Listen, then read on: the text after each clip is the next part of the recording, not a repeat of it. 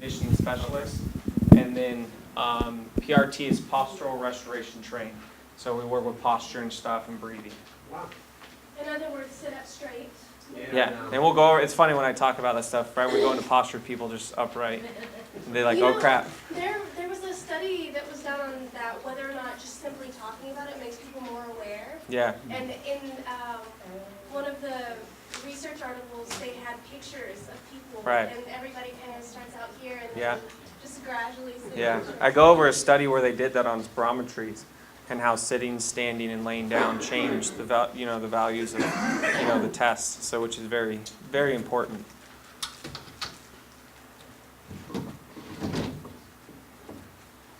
Yeah, for the people coming in, the papers right there are just for our company, CFFI, Cystic Fibrosis Fitness Institute. We're going to be taking some pictures and stuff, and if you don't want to be in the pictures, it's totally fine. Just let us know. We'll also crop out. So this is just a way to give us the rights to use these for our social media and stuff like that. I'll take those if you want. If any has ones that they want me to pick up, I can come to you guys and pick those up as well.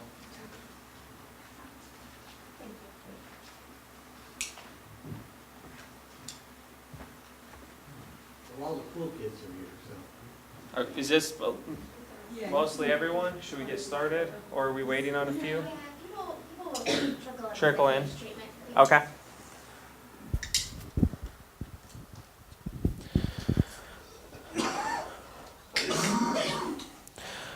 All right, so can you hear me? Yep. All right, so my name is Taylor Lewis. I'm the founder of the Cystic Fibrosis Fitness Institute. We have a location in San Rafael. I started working with pulmonary patients about a little over 5 years ago, more specifically cystic fibrosis. Worked with close to over 50 patients over times where we've worked on respiration, movement, exercise, and we're starting to target. And our kind of goal is to be able to put together programs and protocols for people to utilize at home or, when they go to the gym or whatnot. And so today what I want to be talking about, the importance of exercise and posture and doing simple things that could help increase possible respiration. So the key with this is it all depends. We've had good effects from people doing certain exercises than others. It didn't really help as much, and so we had to really tailor everything to it, okay? If you have any questions at any time, just raise your hand, don't hesitate. When we walk away from this presentation, I want as much clarity as needed here. So if you have any questions, just raise your hand. We'll bring you over the mic. We have Nicole, it's in the back, she'll have the mic, she'll bring it to you, and then we can just kind of get going, all right? First I need to turn this on.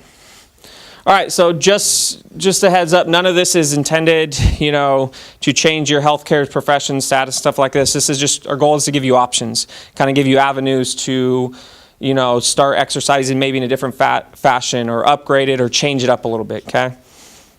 And then the big key with this talk is it all depends. As you guys know, everyone's going to be different. So what I say about doing one exercise can be really good for someone. Others, it may not necessarily be as beneficial. So you kind of just take it with a grain of salt, right? Because there's many ways to exercise. So we just have to understand is what's going to work best for me. And a lot of times we talk to our clients well, there's so much out there. What should we do? Is I like the based on feel. If it feels good and stuff like that, start there. Kind of see what happens after you do the exercising, and that kind of, your body will tell you what's going on and say, okay, I like this or I don't, okay? So throughout this presentation, it all depends on the person, okay? So going into this, we want to think about movement stuff is 95% of our choices turn into these subconscious or unconscious thoughts. Our body is aware. We're walking down the street and we won't realize, how we're walking, or sitting there, you don't realize your posture is going to turn into something, right? So what your body does, it creates these patterns. So if you sit a lot throughout the day, muscles are going to tighten up, things are going to change, and all of a sudden you go to stand up, your body's not necessarily going to loosen up those muscles and stuff like that. So it gets really good at these patterns that we're kind of staying in, right? So when you're thinking about movement and stuff like that and just exercise, getting up, moving around, multiple positions from sitting, laying down, standing, they're all great. What happens over time though is it depends on if you stay in one of these postures for a long time, your body's going to start to adapt to it, and then that's when things start to change, and achiness, tight muscles, maybe breathing changes. So we have to understand is you try to live, standing, sitting, walking around, do various movements at all times. And with that, we want to think about the body as one unit. Okay, as we sit here now, your body, every muscle is working to a certain degree. So you sit, doesn't mean it's going to turn off one muscle or turn on another one to do something.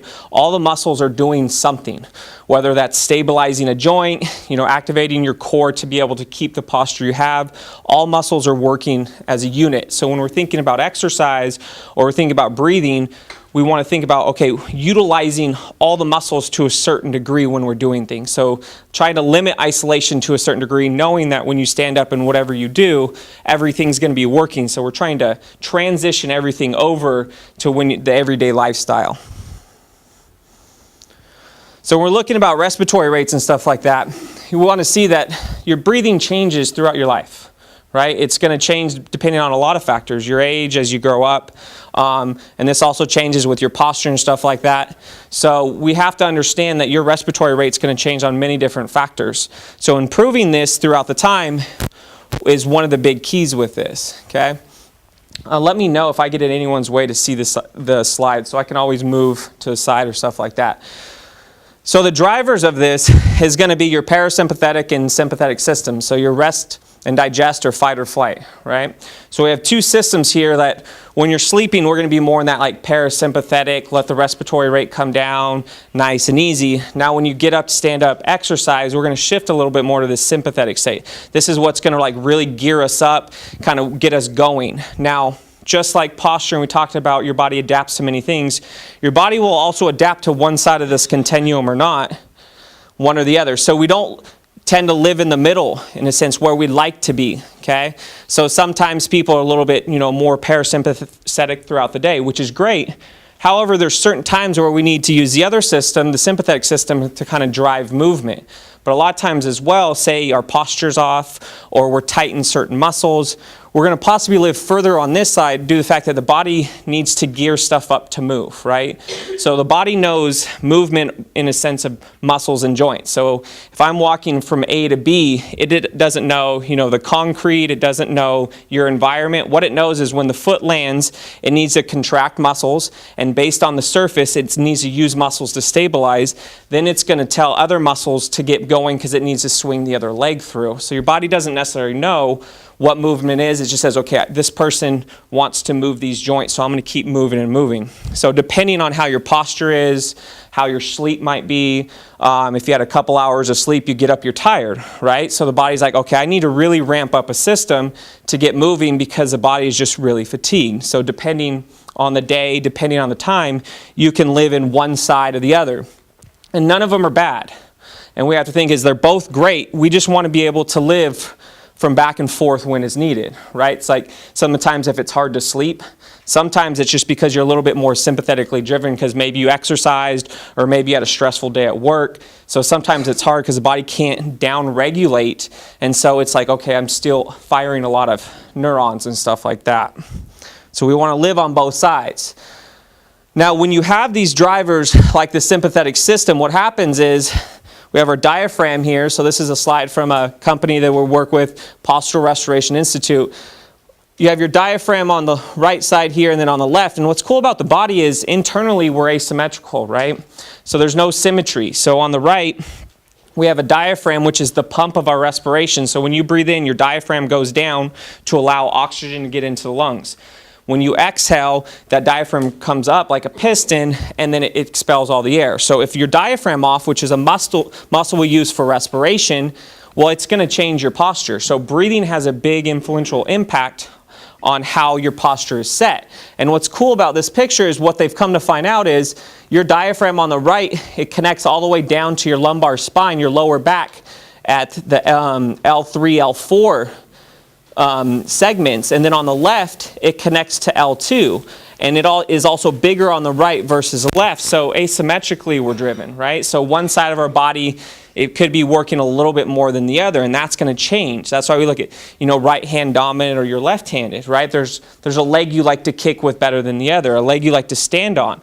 So what's cool about our body is it's asymmetrical. So when we're thinking about posture and exercise, we want to think about our body is internally already asymmetrical. We just want to get better at moving from side to side. And a lot of times we're really good at moving or rotating one direction. So if you're right-handed and you shake people's hands or like do an elbow bump on one side, you're going to rotate a lot like this. How often do you do a left elbow bump or handshake like this? So it's going to change your posture just by everyday activity. So one thing right off the bat we tell people is start using the other arm for stuff. Whether it's brushing your teeth, maybe not writing because people may not be able to see what you're writing or look at it, but starting to use the other arm will help you move a little bit more back and forth. And this is that subconscious, where subconsciously I go to shake someone's hand, I'm already thinking right hand. I never think left because I've ingrained my system to do that. Now when this happens and we're working with our breathing and our postures, it's going to change how our posture sits. So subconsciously and unconsciously, you're going to be in some form of a posture. You're not going to think, okay, I need to be in this. We have the conscious self-awareness. Let me, instead of sticking my chest out, let me bring it down. Let me be a little bit more upright. But when you're not thinking, your body is going to revert to a posture it's used to. Right? So something it's been doing for a long time, it's like, okay, I remember this posture, so I'm going to have them do this, and all of a sudden you could be watching TV and be slouching and not even realize it. Or you could lay on your right side versus your left without even realizing it because the body gets comfortable with things like that. So when that changes, it's going to change the muscles on the front. It's also going to change on the back. So in this picture, what we have here is when this is an optimal position because our rib cage is down. This is suboptimal because our rib cage is up. So it would be, if I was standing there, it would be the suboptimal is I'm up like this. So I played sports a lot and I was a baseball player, so we got used to extending our chests.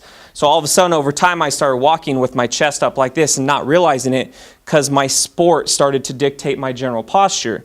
And that changes your respiration because if you breathe a lot like this, your neck muscles, your chest, all these muscles are going to help drive your breathing versus getting it down and using that diaphragm like we talked about along with all the other good muscles to help. And this is where that parasympathetic and sympathetic system come into. So we talk about trying to create a balance. Once again, you want to live on both sides. So there's not the optimal posture.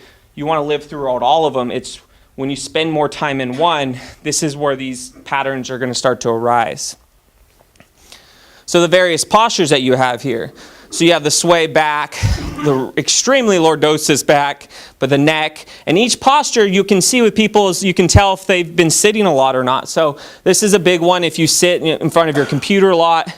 Here too, and some of these are just from different variations and stuff. So these various postures, like I said, can change and alter your respiration.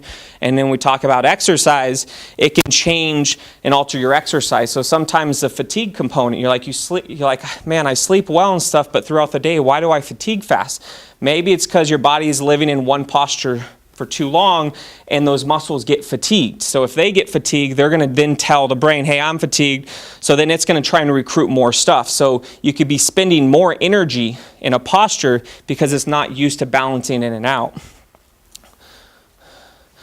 So here's a study that was done on pulmonary functions and the effects of posture. And they did lying, sitting, and standing. And what they saw with these postures is the difference in the FEC on both lying and just standing is a 3.2 to 3.71. And then even FEV1s, you had a 2.5 to 304. And this is just lying on the ground, doing the spirometries, standing, doing the spirometries.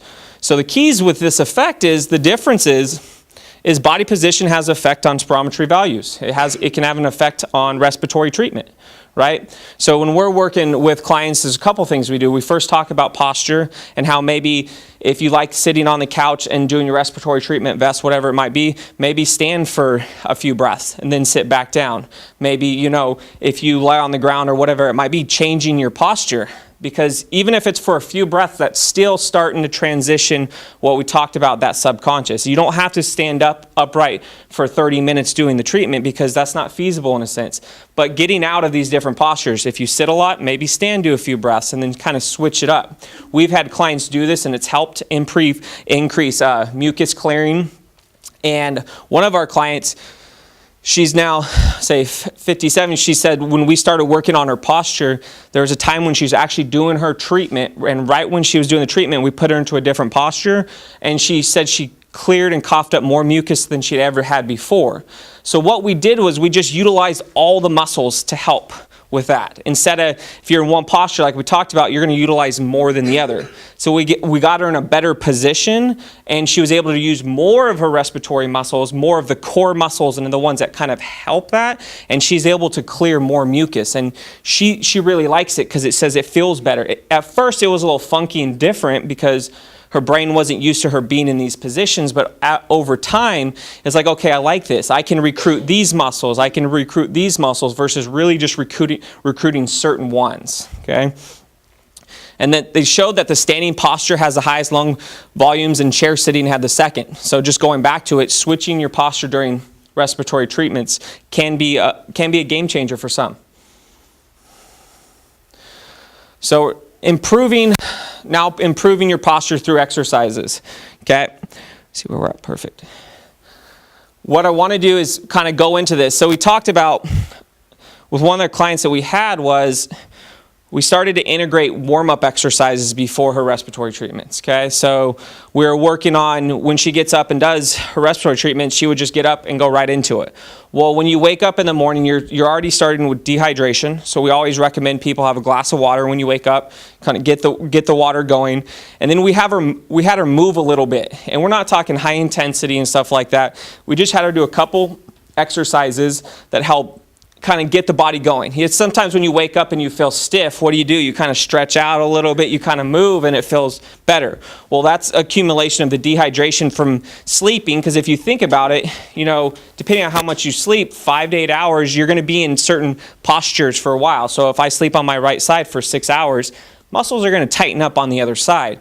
So what we had was, after she would drink a glass of water, we'd have her do some exercises that some of these we'll go over today that help kind of warm her body up and stuff like that. Got her moving, so then when she went to do her treatment, everything kind of went a lot better. Because I'm going to take a step back. I want to show you something. I think is big is so in the rib cage in this region here, you have these intercostal muscles, right? So right there, and they connect the ribs together. And their role is with respiration. So they allow the rib cage to expand out and then help pull up to allow to get air in. Well, over time of that changing, those muscles can get tight. And if the muscles get tight, the ribs don't expand. So if they don't expand effectively and efficiently, you're going to use your neck muscles, you're going to use your back muscles, you're going to use your chest muscles, you're going to use your shoulder muscles, and they're going to really crank you up into this position. Well, that's sometimes you'll start to get stiff neck or lower back issues and stuff like that, because these muscles are like, okay, the intercostals are not expanding, they're not allowing me to breathe, so I need to do something. Your body cannot survive without air, as we know, right? So it's going to crank your rib cage up into this. It won't expand, so you won't be able to get as much air into the lungs, because if the rib cage doesn't expand well, then the air's not going to get into the lungs as well, so you're not getting optimal in a sense. And the client that we use doing this, in a few sessions, we're able to increase her lung volume in just by working on rib cage mechanics. And we'll have some stuff at the end where you can go to some of our sites and stuff with free, exercises and stuff, and you can also contact us kind of what they did. But when we're able to improve her rib mechanics, we're able to get more air into lungs. Now from there is the next, fight. How can I utilize this? However, we want to at least increase her potential from there. And that's one key is a lot of times we actually have more. We just have to change our posture, or we need to work on things. So going back to that, what we did was we improved her posture. We got the ribs to move a little more effectively and efficiently. And then we started working on exercises to be able to sustain this, right? So everyone's going to be different. So if we do an exercise today and you feel great and you walk out of here 30 minutes later, you may revert back to a pattern or posture that your body's comfortable. There's no set timeline on how long these exercises will help stick. So one of the keys is the consistency. When you do something over and over again, you're help changing these pathways to tell the brain, hey, I like this. Remember when we used to be in this posture, this feels good. And then eventually it will stick and you won't have to, work on it as much in a sense. But a lot of these exercises that we do are very low intensity. So it's not like it's going to necessarily tax you for a long period of time, and it's set up to think of volume over time. So we want to try and do a couple sets each day and try and look at the numbers in a week versus thinking, okay, I need to do this for 30 minutes a day for 4 days a week. Well, that's great, 120 minutes, but what if you just did 5 to 10 minutes every day and you're already at 70 minutes by the end of the week, and your recovery is going to be a lot easier. And so this is where recovery comes in. So we may have everyone do the exercise and this person feels it more here, this person feels it more here, and it's a lot more taxing to certain than others. So the recovery the next day is where you have to start to utilize, because if your body is really fatigued from these exercises, it may not work as well the next day, because our goal is to tell the brain to send messengers or these energy things to these muscles to contract and relax. Well, it also has to recover as well, so it gets depleted. So we want to make sure when we're doing these, you have to mess around with the sets and reps, okay? And you have to make sure it helps throughout the whole time. So going into these exercises, see where we're at, perfect. All right, breathing. So we already talked about posture. One way we can work on it is breathing, okay? We talked about your parasympathetic and your sympathetic system. One way to really down-regulate the system is working on your breathing, okay? I'm going to go back a second because I want to show you something again. On the back side here, right on your back right here, your mid-back right there, we call this is where your posterior mediastinum. And this is an area that holds and houses all your sympathetic ganglia. It houses your, big blood vessels and stuff to transfer oxygen. So a lot of times what happens, especially if you're a sympathetically driven person that breathes like me, and you see a lot of athletes and people in general, if someone's stressed out, that's sympathetically driven. They're going to crank into this position. Well, when that happens, this area gets compact, okay? When this area gets compact, what the brain tells, okay, this is compact, so I need to turn on more. I don't like this, I'm stressed out. Even if you're sitting here and it's compact, it can still live in that sympathetic driven thing. So one way that we can kind of reduce that is working on breathing.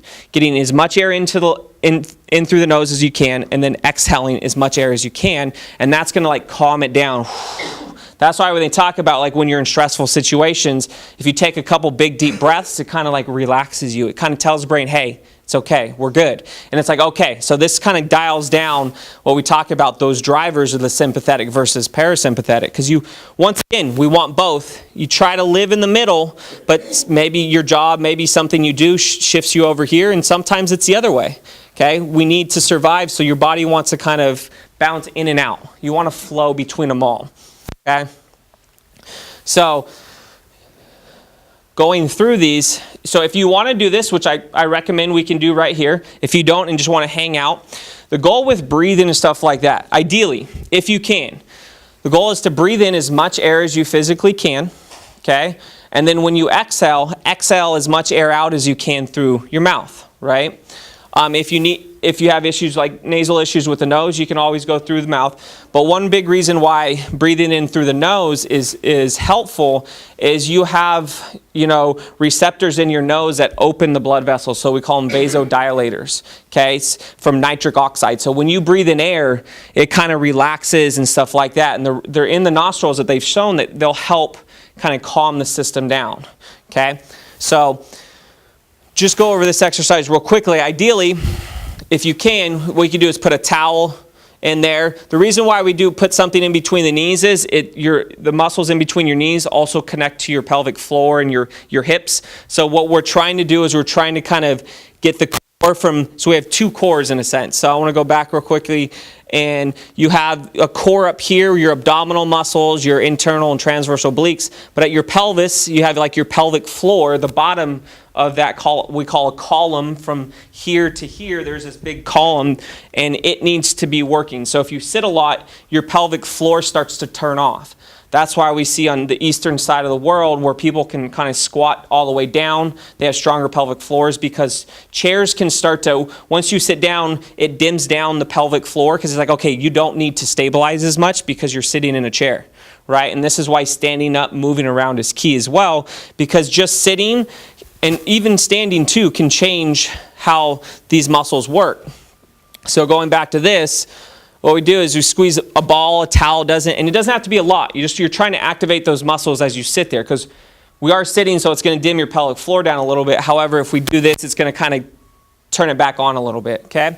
Why I like feet, and then if you can, 2 inches off, put your feet on top of something. Feet are on the ground are fine, but when you bring your knees a little bit higher than your chest, see if I can. So when we bring our knees, kind of go in the middle here. So when my knees are down on the ground here, it's going to lower my knees below my hips, which could possibly turn my hips forward. So this is what we call anterior tilt. When my hips turn forward, it's going to change this position because I don't want to fall. My brain's like, I don't want you to fall down. So what it's going to do is it's going to, okay, perfect. So I'll use my back muscles. When you bring your feet a little bit higher, it turns your pelvis back a little bit and puts you more in a neutral position. So even if you're like, okay, I don't have anything to stand or sit on, you just, if you can elevate your feet even for a second while you're squeezing something, that may help. But also just tilt your pelvis back when you're doing this, okay? So if you want to try this right now, you can. What I would like you to do is first start with the breath. We're just going to go leave a couple minutes here, because this is one of the biggest takeaways, is working on breathing. Like I said, at the end I'll give you our contact where we have a few exercises where you can try them out and stuff like that. So from this position, if you want, try and keep your feet about hip width apart. You don't want to go past that. I want you to feel the heels of your foot. Okay, so you want to feel your heels and the mid of your foot, okay? So you don't want to be too far on your toes, or you don't want to be too far back. When you ground your feet in a good position, it helps stabilize the body a little bit more. Your body likes to be stable. Its whole goal is to thrive and, not die in a sense. So it's going to do whatever it takes. Okay.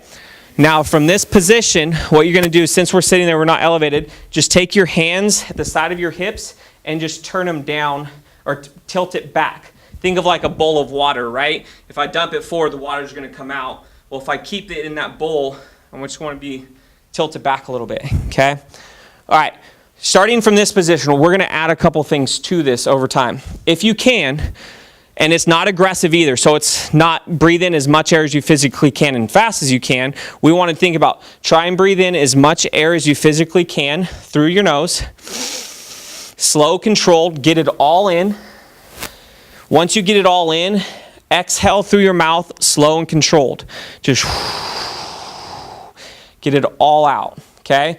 And when you think you've got it all out, try and get a little bit more. So there's always a little bit extra in the tank. You can't get all the oxygen out or the carbon dioxide out of your body, because else it's not going to be able to function. Okay? Do a couple breaths like that, and then I'm going to start to integrate things. In through the nose, as much air as you can, slow, controlled. Think about filling up those lungs. Get as much in. When you think you had it all in, try and get a little bit more, because there's always a reserve for a little bit more. And then when you exhale, exhale everything through your mouth and just get it all out. For some, may start to feel your abdominals. One of the best ways to work on your core is your breathing. Your abdominal muscles that connect your rib cage to your pelvis and also your pelvic floor activate when you're breathing. So people are like, how do I work on core? I was like, breathe. And they're like, what are you talking about? I need like crunches or sit-ups. Like, one of the best ways first is respiration, working your breathing, because the body needs to get air in. It needs to get that oxygen in. Okay. Next, what we're going to do here, staying off this. When you exhale, exhale as if you're blowing through a straw and there's 42 candles in front of you. So I'm getting all the air in. All right, 42 candles. So I'm going to pucker my lips a little bit, like, because I'm blowing through a straw. I'm at the 20th, 42nd. So we're trying to get even more air out, get it all out. That exhalation is getting your abdominals to work even more. The more air you get out, the more it's going to tighten up, and this is where these muscles are going to really, really activate. Okay? Do a couple breaths like this.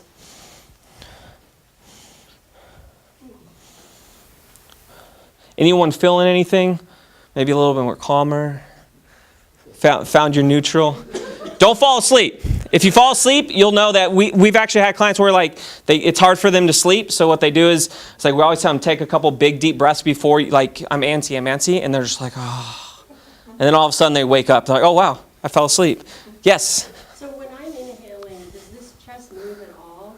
Do you increase? Hold on just for this. Will you Yeah. re-say that? Because we're Okay. going live. When I inhale, does my chest raise at all? Or what happens also to the back of your chest?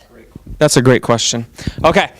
So they talk about breathing, right? What should happen? What should raise? What should expand? Well, a lot of times it's like, okay, you need to belly breathe. Get your air into your belly. Technically, that is correct. However, if you just get the air into your belly, it actually creates a dysfunctional breathing pattern. So when you breathe in, you want your stomach to extend, and then all of a sudden, your chest should come second, okay? So your ribs need to expand to allow air in. So when I breathe in, I want this to happen, my stomach first, and then my chest should follow, okay? A lot of times what happens is my stomach doesn't expand, I only get my chest, or people just get their stomach. So there's either ors. That's a great question. And then on the back side, you could start to stretch. You feel something happening. So what happens is in breathing, this is my rib cage, and this is the front, and this is the back.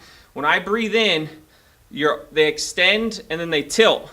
Well, on the back side, if I'm going to do this, your ribs on the back side are going to turn the other way because it has to go. So you'll start to get a stretch, or you start to feel your back. And when you breathe in air, you should feel your back expanding, or feel like this start to stretch. That means it's allowing both the front and the back to expand versus just tilting up. Okay? So yeah, great. And you can feel this in your hips. That's your pelvic floor working to help. So there's anywhere from your hips, and you could also feel this in your neck. So this is like doing an assessment for yourself. So when you breathe in, if you start to feel your neck, what your neck is trying to do is like, hey, I've helped you so much with breathing, I want to help. And you're like, no, I only need you when we're doing like high intensity stuff, or use you for a stress situation. But since we're in a more calmer environment, you want the belly to go, the muscles around it to extend, you want your rib cage to go, and then you want these neck muscles, the chest muscles, and then your back muscles on the back that help pull you this way, you want them all to calm down for a little bit. So everyone's going to be a little bit different. Okay, so adding one more thing to this exercise. I should have just left this out. Get my own workout in.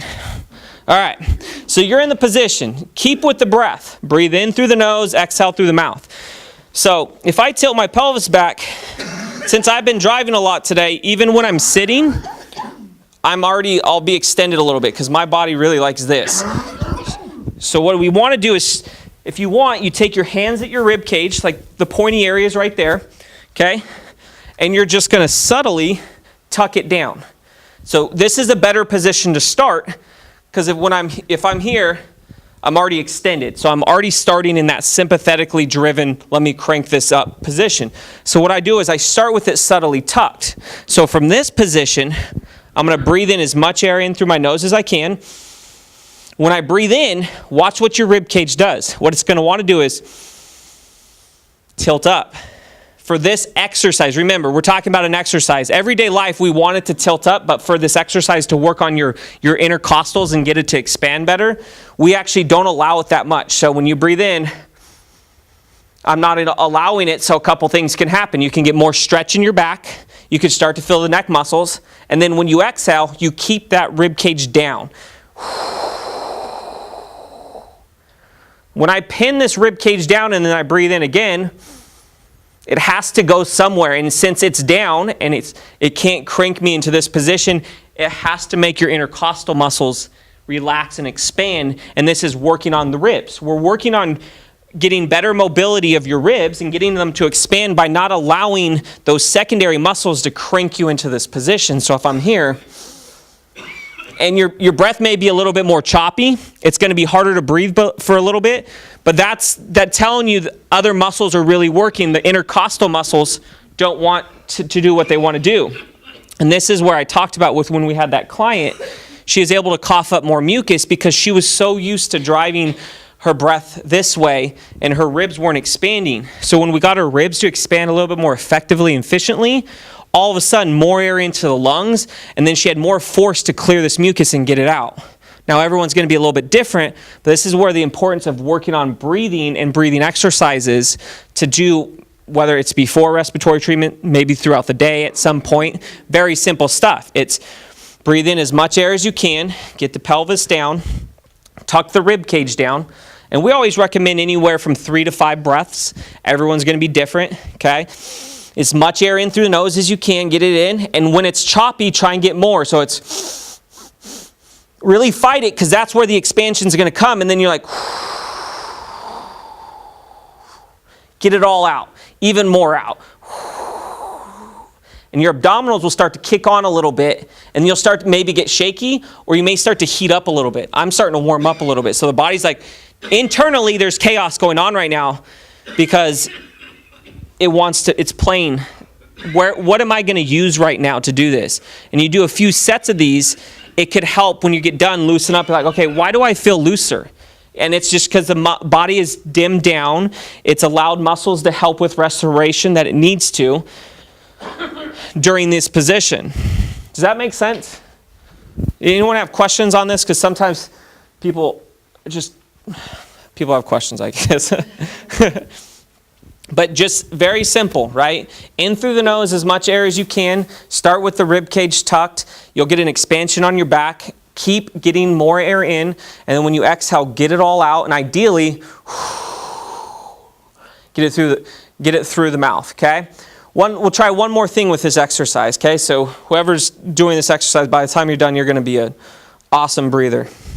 All right, so what I want to do is we have rib cage tuck. I want you to put your tongue at the roof of your mouth, or the top of your mouth, okay? I want you to try and breathe in through the nose and exhale through the mouth, okay? The tongue will move a little bit, but try and start. So when you have the tongue at the roof of your mouth, it helps down-regulate. Very simple things. Now try to do that. It's going to be hard to, your tongue will come down after you start to exhale, but put it back at the roof, breathe in through your nose. Okay? I forgot there was one more thing on this. This is why we're staying at this slide for a long time. This is, in the past 5 years, for every client that I've worked with, some form of this breathing has helped, okay? So this is why this is a big one. All right, how did that feel? Has everyone found their happy place? Someone fallen asleep? No? Good. All right, so now what we're going to do is we're going to work on, okay, well, if both sides are different and when I walk, so the cool thing about the body is it uses both sides at all times. So when you walk, I go to step with my left, I'm going to use my right arm. So left leg works with right arm, and then left arm works with right leg. So it allows you to reciprocate or move side to side. You're like, okay, well, if I walk and move with opposites, how am I need to train this, okay? So what we do, if you start with your feet, okay, they're parallel to each other, and they're pretty much in a line right now, okay? What I tell people to do, and this works really well when you're squeezing something because then you feel a lot more of the muscles. You make sure your pelvis is down, tuck the rib cage. And then what I like to do is you just shift one knee back. So you're like pulling it. You keep your feet where you're at. I like to put my hands on there so it gives a little reference. And if you do this with someone, they can put their hands there. And what you want to do is pull. Let's do this. Let's start with, you're going to pull the right knee back and keep the left forward. So what's going to happen is you put your hands on your knees, and then you're going to pull your left knee away from your hand while keeping your feet down, okay? So it's just a subtle pullback, okay? And then keep your rib cage tucked, because what will happen is you want to extend up. Keep it down and a subtle pullback. I want you to take 2 breaths in that position, shake it out, put them back to neutral, and then keep rib cage tucked, pull back your left, keeping your right ahead, so you'll have one leg in front of the other, or one knee. Feet are still pretty much parallel to each other and in line, and then take a couple breaths. What the shift is, this hip shift is, we're getting into one side of your body, and then we're getting out of the other. So you're literally walking in a sense. When my hips move back and forth, I'm in one hip and I'm out another hip. Does that make sense? So this is a subtle way to work on breathing when I'm walking, where when I step here, I'm working on a breath. When I'm stepping here, I'm working on a breath. And you don't have to go anywhere. Okay, subtle thing. So try that. I would love some feedback from anyone if they want to, because then it helps us kind of know where you're feeling it. Does anyone feel anything that's done it?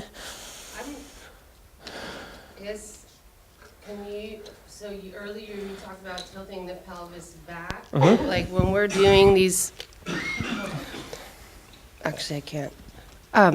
When we're doing this exercise, do you want where would you like our pelvis? Because you've directed our pelvis a few different directions. So tilting it back.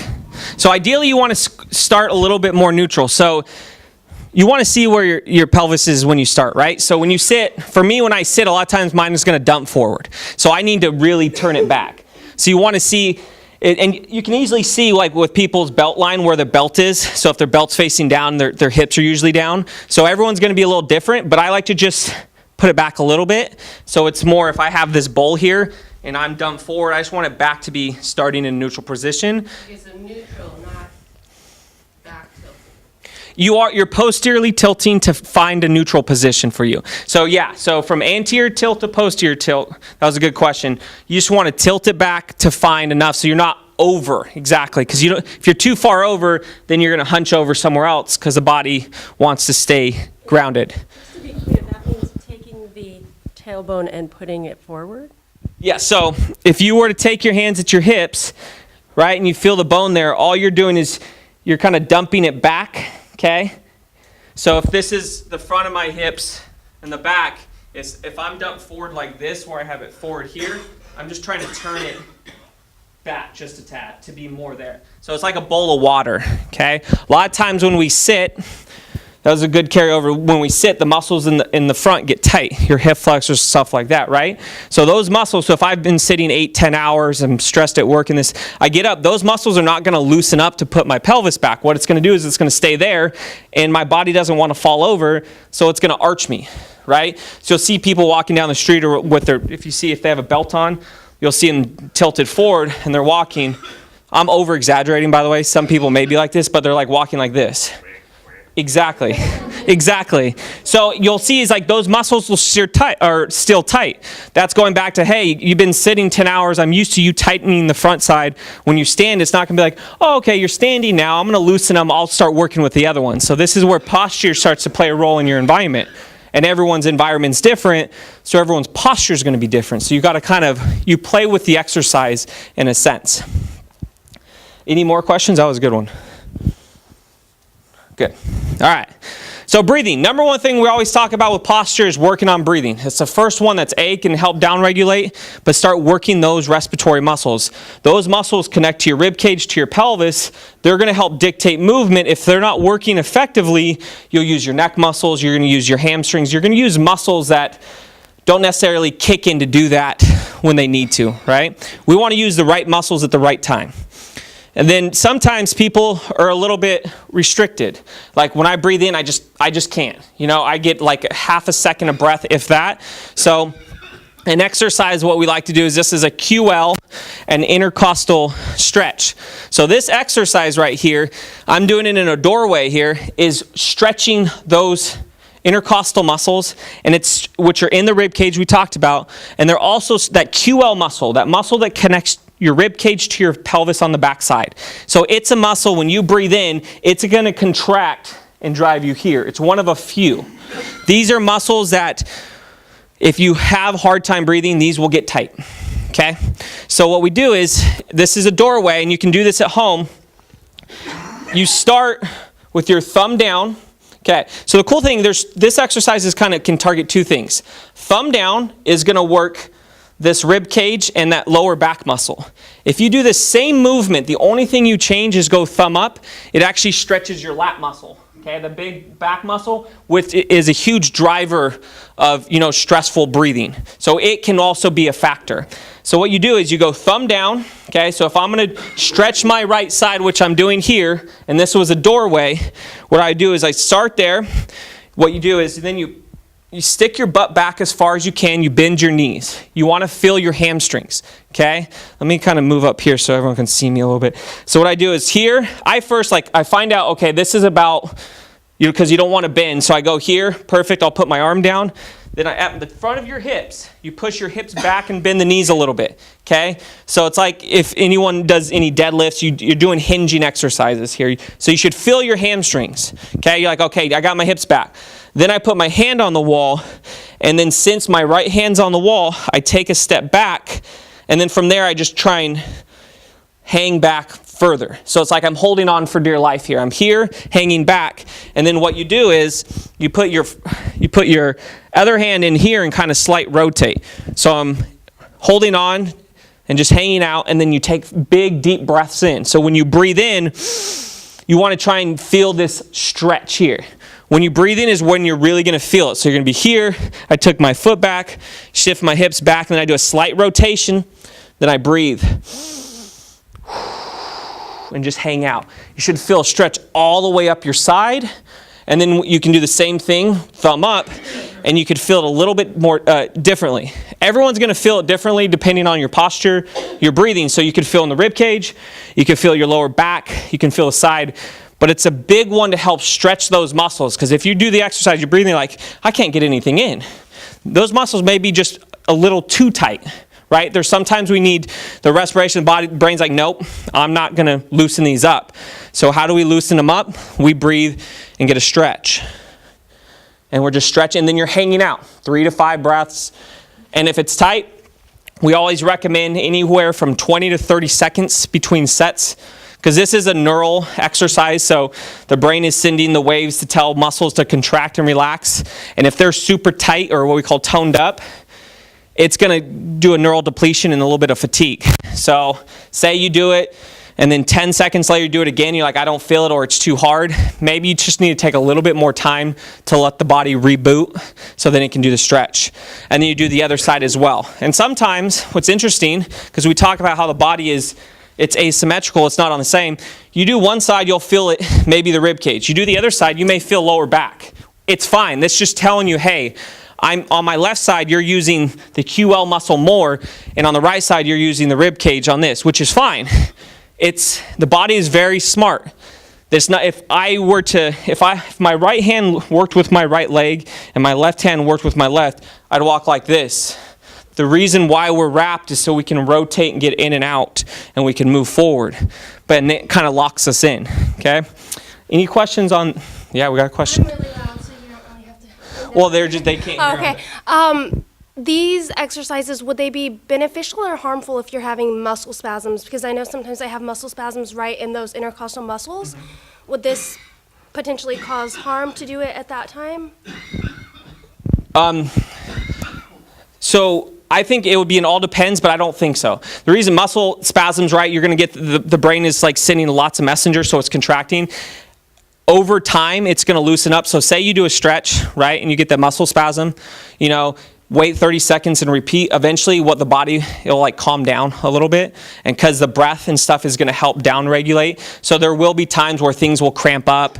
It's just because it's its first reaction. It's like, oh, I don't like this. I like to be tight, right? So if you do a set, maybe just do a couple breaths the first time, and then the second round maybe add a third one. But eventually, it's like over time the body will be like, okay, I actually do like this, because you want muscles to relax and contract. However, over time with posture, sometimes they're going to stay a little bit more contracted, and some stay a little bit more relaxed. So that's the body kind of being like, it doesn't know where to go with it. It's like it's fighting this. So if you take a little bit of time, it actually should be better, and it won't cramp out as much. Because a lot of times that tension is just because it's so used to working so much. It's been at the job all day, every day, and then we're telling it to go home, and it's like, I don't go home. Like I never go home. So it kind of has that little freak out moment. That make sense? Yeah. Any more questions? All right, let's rock and roll. All right, chest stretch. Here's the one that I like too. So Your chest muscle connects your clavicle in the front. It connects to that shoulder blade in the back. Okay? Well, sorry, the clavicle connects to the shoulder blade in the back. The chest connects there. It connects to your sternum, and it connects to your arm. Okay? So when we sit, our body's going to kind of round a little bit, which is going to actually tighten your chest muscle. Okay? So whether you do push-ups or any exercise anyways, it doesn't matter. When you sit, it's going to tighten those muscles no matter what. Okay? So what happens is when those are up, I need to breathe in. That muscle is going to yank, and it's going to pull the sternum. It also connects to your ribs. So if your ribs are tight, right, the chest muscle is going to be at a different position. So when that happens, you're going to start to, it's like, why is my chest always tight, right? And why is my neck always tight? They always play a role. Okay, so once again, you can do this in a doorway. But we did it here. Is like a lot of times when you're stretching the chest and stuff like that, you'll put your arm on, you'll rotate away, or you'll put your hand on and rotate, and you'll feel the chest. That's a partial stretch. The chest muscle connects, like I said, the clavicle, the sternum, and it connects to your ribs. So if I go to stretch and I go to rotate and I tilt my rib cage up, which tends to happen because we're like, I need more of a stretch, so I'm going to go here. Well, if I turn my rib cage up, the part that connects to the rib cage is not going to get stretched. So you may start to feel it in the front of your shoulder where it connects to the bone, or you may not, like, I don't feel this stretch. So what we have people do is you tuck your rib cage down, you put your arm on there, and then you rotate away. So your rib cage placement is very key when exercises start to incorporate. Once again, we want the rib cage to go up. Don't get me wrong. We just don't want to start up, right? We don't want to start too far down in a hunched position. We want to kind of start in the middle so then it can sway back and forth. So we tuck the rib cage down and then we rotate, and you get that chest muscle. And the reason why we like to stretch that muscle is because it allows the secondary muscles to calm down, because it's one of them, and then we can get the right ones. So we use these exercises, say when you're doing the breathing ones and you're like, I just can't get more air in. It's just, this is not working well for me. So going back to the first one, if I sit here and do the breathing and it's like, this is too hard, I can't do it, maybe we should just stretch a couple muscles first, then go to the breathing. Maybe we have to this is where variation comes, and where it's like, take it with a grain of salt, see where you need to start based on how you feel. Okay? So that chest stretch. All right. So now when we start to loosen these muscles up, right? We talked about how if we loosen some muscles up and we're trying to get others to work, we need to find this balance. So it's like when you stretch, your body feels loose, and that's great. However, over time, your body doesn't like, when you create more flexibility, there's more range of motion that your body can do. When there's more range of motion, your brain's like, okay, I have to control this now. Like, I can't be too loose and you can't be too tight, right? We have people that are like hypermobile, where they can put palms to the ground, they can bend their fingers all the way back to their wrist, they're very loose, right? That's great. Well, the brain's like, I got to control all this movement, so it's gonna be hyperactive in a sense. It has to be like, okay, I have to sway back and forth. So after we do some stretching, what we do is we want to kind of lock it in, okay? So I've stretched the muscles, they're loose. If I don't strengthen something else, the brain is going to tighten those muscles right back up, because it's like, hey, I'll loosen these muscles up, but you better put something else in its path to create this sense of like stable and strength, else I'm going to go right back to the chest. I'm going to go right back to the intercostals. So a lot of times when we do flexibility work, we also needed some form of strength. And this is where strengthening your core comes into play. One of the best exercises to do this is a side plank. So there's Dr. Stuart McGill, who is one of the leading back specialists in Canada, put EMGs on people's abdominals, their back, all the core muscles. And he was seeing a lot, well, personal trainers saying, oh, crunches are the best exercise for you, this and that. But no, they determine that based on how they felt. He's like, well, I'm a researcher. I'm going to put EMGs on people and see what actually fires the best, right? What exercises are actually working the best for a core muscle? One of the top exercises was a side plank, okay? So the side plank is working all the muscles around the rib cage and pelvis. Side planks help lock the rib cage and pelvis down. They also, then those muscles help swing your body side to side. So you can improve your rotation and breathing by strengthening those muscles. And one of the best ones to do is a side plank from the knees, where your knees are down and your hips, and you have your elbow under your shoulder, so it's like stacked. And I'm going to kind of demonstrate it right here. And the reason why we don't go to the feet, so a lot of times the traditional feet on top of each other here, you see people go here, is this is a side plank, right? And you see a lot of people do it. It's a longer lever. And what I mean by that is when you go from the knees, this is where we're working. So if I go from the feet out here, there has to be all this activity all the way up until we get here. Same with there. So our goal is to work this region here. So if we shorten it up, the body and brain doesn't have to use all this other components. We want to make something short and stacked. So what you do, so say you've done the stretches, you've done the breathing, you're like, you know what? I want to do some exercises to help make this stick. So the strengthening exercises help make this stick for the next day, because you're like, I don't want to do this for the rest of my life. I don't want to do this same routine over and over again. When is my brain going to say, hey, I like this, let's make it stick? Done the stretches, done the breathing. What we do is you get into that side plank, stack the knees. I always like to go straight, make sure your elbows under your shoulders. Then I pull the knees back.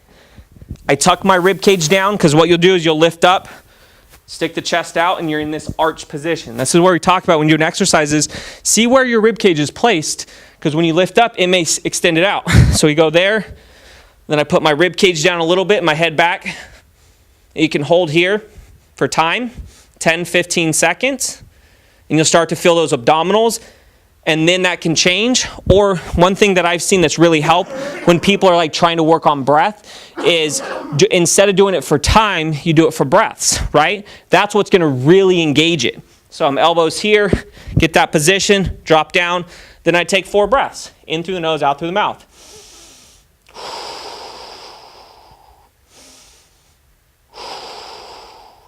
And the reason why I like this is, all right, I'm going to do I'm going to do a 30-second side plank. All right, lift up, ready, go. Yeah, I got this. You know, and then all of a sudden you're tightening your neck muscles and stuff like that. When you add breath to it, it starts to down-regulate the neck. Anyone does it. We go into the gyms, people are like, all right, I'm going to max out on my side plank. God, how much longer? An hour? Oh, man. But they start to use muscles that are not, they work with their core, but they're using them too soon, right? You want to do it when they're not in that position. So when you're doing core exercises, say if you do a plank, same thing. Try a plank, a standard plank or whatever exercise for a breath versus time. Your body will start to like freak out a little bit because it's now using those respiratory muscles, which are our core muscles, to work together. And they talk about if you can't breathe in a position, say a plank, and you're holding your breath, you don't truly own it because your body's like, oh, he wants to do a plank. All right, neck. All right, chest. All right, back muscles. Help him out because his oblique muscles are not kicking in. They're not going to help us because he's in a bad posture all day. He decides to go to the gym or work out at home, and he wants to do a plank. That's phenomenal, but he won't, do it the right way. So think about some hold bracing exercises, possibly doing it for a breath. Does that make sense? People have any questions on that? And another thing too is a lot of these exercises we have on our channel, our YouTube channels, there's videos, and I'll give you links. Everything's free. So if you ever want hey, I want to see what more he's talking about, I didn't necessarily get it, you can always get onto our YouTube channel. We have a blog too, and I'll go over that at the end. So we're always putting more stuff out there that we're doing. And everything we post and stuff like that is stuff we've done with patients with CF. So it's nothing that we had some, boxer come in that's like skilled and hey, do this, and then we post it on. This stuff is, we've researched, we've made sure to do it, okay? All right, so you've locked in the ribs, you got the abs working, stuff like that. Well, the ribs connect to your spine. So sometimes you can easily, if you sit there right now, you can see your T-spine mobility. A couple options. You can put hands here, tuck your rib cage down, see where you rotate, or actually, try this. Sit there, hands on your shoulders, rotate to one direction, pause for a second, kind of see where you're at, and then rotate to the other direction and see where you're at. Do a couple and see what happens. You'll see one side is going to be, you can move a little bit more than the other. Some people are going to have the same range on both sides. Once again, everyone's going to be a little bit different. Now what I want you to do, if you haven't done it already, tuck your rib cage down first and then rotate side to side if there's a restriction. Start with it tucked and then rotate. It could be less, it could be more.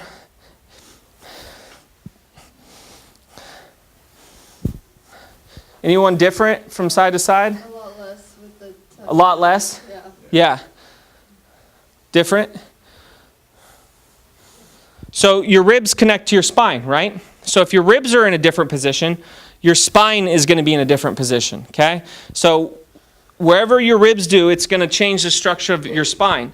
And your spine is going to rotate a little bit more to one way. So it's going to, what we call orient or start, maybe rotated slightly to the other way. Even if you're from head to your hips, you see one straight line, it doesn't mean the segments of the spine are in the same position. So they are on top of each other, right? And they could start rotated to this way. So if I rotate a lot to this way, they could start in one direction. And they're like, okay, he wants to rotate this way. Well, we're already over here. So if you saw that you had more rotation to one side, it's probably because it started more on the other and it gave you. And if there was one side you're a little bit more limited, it's probably because it was already there. Okay? So what you can do is, all right, we worked on breathing. That worked or didn't work, so I added stretching to it, okay? That helped, so then I did some side planks to lock it in, okay? Now you're in some form of what we call neutral. Everyone's neutral is different, so it's gonna look differently. However, we got in a better position, right? Well, in that better position, you're not gonna be like perfectly flexible or stuff like that. This doesn't mean that you're going to have like the perfect range of motion. So sometimes you're going to have to work on a little bit more. Well, we want to now work on the upper spine, the thoracic spine, because that's the thing that moves. If your thoracic spine doesn't move well, you're going to move through your lower back. Because if you want to rotate, you're going to have to do it. So if your upper back doesn't rotate well, your lower back is going to move. And this is where lower back tightness can get into play, because you're like, all right, I got to get to A to B. And the brain's like, well, the T-spine didn't decide to come to the party today. So, hey, lumbar spine, I need you to take charge. So you'll see the people that are very stiff, their arms don't move. People's arms that don't move, you can tell their upper back isn't moving. Okay, they're using something else. So their hips are going to move differently in a sense. So if you walk and you see we have guys at the gym that are just so big, they're so stiff, they don't stretch, so they're walking. What's up, bro? What's up? But you'll see it's like, okay, their upper back doesn't move, so they're moving through their lower back. Whether you feel it or not is going to be different, okay? So everyone feels things differently. Sometimes it takes 5 years of poor movement for the body to finally tell you, hey, listen, you suck at moving. I want you to feel this tightness, pain, okay? So that's an indicator. It's not going to necessarily feel acutely like, oh, my lower back. But 5 years later, if you're like, why does my lower back already hurt now? It's like, well, maybe for the past 5 years, the body's been moving poorly, so it's like putting water in a bucket. Eventually, it will tip over. Problem is, we correlate to when you hurt your back, that instance. There's usually something before that. The body's just really resilient, right? So it's not going to necessarily do that. So an exercise we like to use is call this a half-kneeling T-spine mobility drill, where we just get into a half-kneeling position. Okay, you plant your hand down. And ideally is start with the hips straight. You know, if it's too hard, you can always bring it out a little bit, but for the most part. And then you just plant your hand, and then you take one hand, start with the thumb, and just watch the thumb the whole time, and just slow and controlled, you rotate, keeping the foot planted. Now, if you're tight, what we'll do is your foot's going to want to roll out, because it's like, I don't like this, it's too tight. But if you keep it planted, we'll just do 4 to 6 each side, slow and controlled. And this is helping your upper back move. If your upper back loosens up, it's also going to help with breathing. So this goes all back to posture. If we can loosen stuff up, it's going to help. And this is what we've had clients do before the respiratory treatments. We've had them do the QL stretch that. We've had them do some T-spines. And all of a sudden, they're like, man, I feel looser. So then they do the respiratory treatment. They're like, it feels like things are moving better, so then it gives a better potential. We're not going to say this is going to be the best for everyone, and it's, you know, the treatment's going to go the best, but there's usually a positive. We're just trying to get people to start in a better position, right? Loosen stuff up, get you to start in a better position. And it's very simple and easy. It's not, you don't need to go anywhere to do this. You don't need to go to a gym. You can do it right at home. Any questions on that? Good. All right. We're almost there. And then an exercise I like a lot is bird dogs. This is another exercise that Dr. Stuart McGill was talking about. It works your core muscles. So it's like walking, okay? I'm using my right arm, left leg. How we start in this position, we start with The hand under the shoulder, so you're stacked, knee under the hip. That's my right arm. I go thumb up, because as your arm moves, it goes up like this, okay? And then I reach back as far as I can with my heel. The key with this one is you don't want that to go above your hips, because when it goes above your hips, your body tilts forward, and I'm going to show you right now. It would be great if you're trying to get a butt exercise. If you want to work your butt more, you bring it higher, but we're trying to keep a good, stable position. And this is walking. I'm literally walking, but on the ground. And this is a motor control exercise. This is retraining, because once again, we worked on breathing, okay? We did a stretch, because it's like, hey, it didn't work. I need to do this. We locked it all in. I did a T-spine drill to get a little bit more rotation. Now when you go stand up, I need to like transition, right? So I need both sides to work, because we kind of just worked one side at a time. Now I need to put them all together. So bird dogs, great exercise to do. We have your hands under here, chin in that position, knees under hips, and you just pause that position. I like to subtly tuck, because so in this position, does it look like I'm pretty straight? Mm-hmm. Yeah? Well, when I stand up, I have my ribs extended. So for me, I need to always tuck. So adding a little tuck and round is not a bad thing, right? Me being a baseball player, and I lifted, and for a long time I didn't know how to lift properly until I got a good coach. So I've driven myself here a lot. So I always have to go back to this a little bit, where I tuck a little bit, better position there, and then slow and controlled. Very simple exercise to work your core. This is walking. Now, if it's too hard, you're like, you know what, I'm falling all over the place, I need to regress. You start with the hands, and then you go to the legs. You're literally stabilizing your core and allow your body to move. And that's the key. When we walk, when we breathe, when we do anything, there needs to be some form of stabilization, so then you can move. If you're too wobbly, your balance is going to go off, right? So we need to tighten somewhere and then walk. And then bird dogs is one of those great exercises that we use, very simple. So you could literally take this presentation, do all these exercises in a row in the same fashion, and you could probably, there'd be some good results from it. And then we'll go over kind of programming stuff after this, okay? However, like I said, everyone's going to be different. You're going to feel at different places. Your sets and reps need to change depending on what you're doing. And there's a lot more out there. This is just a very select few that we picked up. The key what we talk to people about is like when you're picking an exercise, pick a multi-joint exercise. So if the traditional bodybuilders